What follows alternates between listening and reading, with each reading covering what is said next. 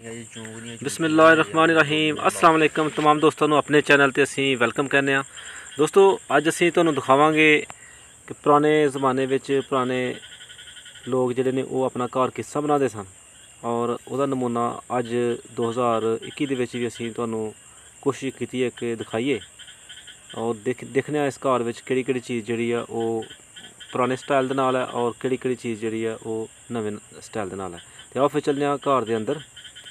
ਇਹ ਦੋਸਤੋ छोटी जी गली है तो दोवां साइडां ते यह देखो कि कच्ची मिट्टी उत्ते लपाई की हुई है। इनू पंजाब दे विच गोती कहंदे ने। मिट्टी और पानी और गोबर ये तिन्ने चीज़ों का जिहड़ा मिक्सचर है इनू गोती कहा जाता है। तो आओ फिर चलने देखने कि अगे की नज़ारे ने। वाह उही पुराना डिज़ाइन सामने डंगर वास्ते खुला मैदान है नाल ही उन्होंने वास्ते छप्पर बनाया गया है।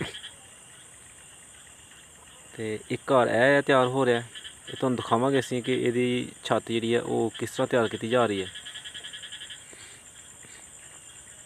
किहड़ा किहड़ा मटीरियल उहदे विच इस्तेमाल किया जाता है।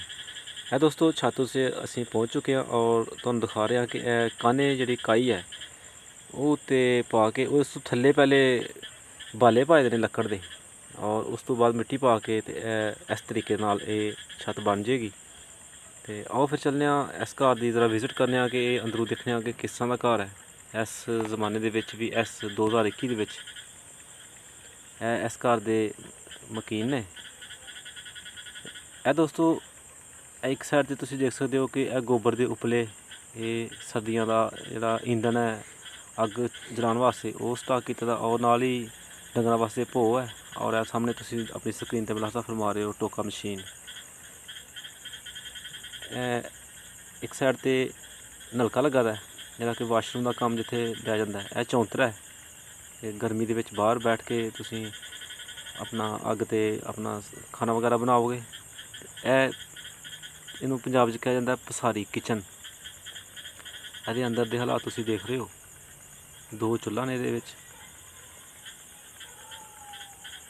बरामदा। तो छत तुसीं देख सकते हो कि उस पुराने डिज़ाइन की बनी हुई है थल्ले बाले पाए ने बिल्कुल सिंपल जे। दीवारां ते और नीचे जिहड़ा फर्श है उहदे ते भी गोती का इस्तेमाल किया गया है। तो आओ फिर चलने अगे देखने की नज़ारे ने। यह दोस्तों तुसीं देखो कि भड़ोले ने पहले ज़माने ये होंदे रहे ने कच्चे खुद बनाए जाते रहे ने। तो इस वक्त फर्क है कि हुण ये पक्के ने।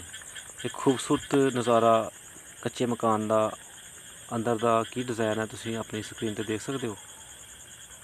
कुछ बर्तन रखे ने अंगीठी के इनू अंगीठी कहा जाता है पंजाब च। और फर्क यह है कि घड़े की जगह इस जगह पर फ्रिज आ चुकी है। बहुत ही आरामदेह पुरसकून जहा कमरा है। दोस्तों तुहानूं वीडियो किस तरह लगी सानूं लाजमी कमेंट सैक्शन में आगाह करियो और साडे चैनल नूं लाजमी सबसक्राइब करियो। बहुत शुक्रिया। मिलने जल्द ही एक वीडियो दे नाल। खुदा हाफिज़।